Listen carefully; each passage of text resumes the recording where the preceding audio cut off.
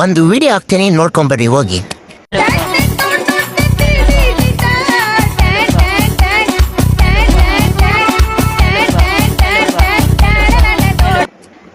ಆ ವಿಡಿಯೋ ಎದ್ರದಪ್ಪ ಅಂದರೆ ನಾನು ಫಸ್ಟ್ ನೋಡಿ ಪಾಂಪ್ಲೆಂಟ್ಸ್ ಅನ್ಸ್ತಾರೆ ಅಂತ ಅನ್ಕೊಂಡಿದ್ದೆ. ಬಟ್ ಅದು ಪಾಂಪ್ಲೆಂಟ್ಸ್ ಕೊಡೋಕತ್ತಿಲ್ಲ, ಅವರು ಲಾ ಸ್ಟೂಡೆಂಟ್ಗಳಿಗೆ ಲಾ ಸರ್ಟಿಫಿಕೇಟ್ ಕೊಡೋಕತ್ತಾರೆ.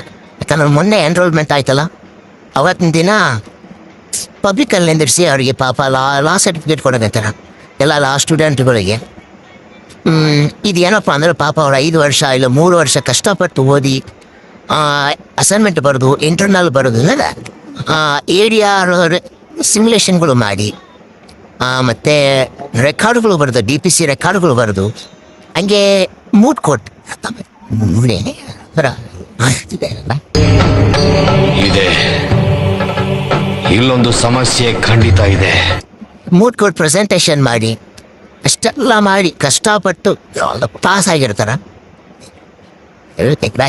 ಆದ್ರೆ ಅವರಿಗೆ ಆ ಥರ ಪಬ್ಲಿಕಲ್ಲಿ ನಿಂದಿಸ್ಕೊಡೋದು ಅವ್ರಿಗೊಂದು ರೆಸ್ಪೆಕ್ಟ್ ಕೊಡಬೇಕು.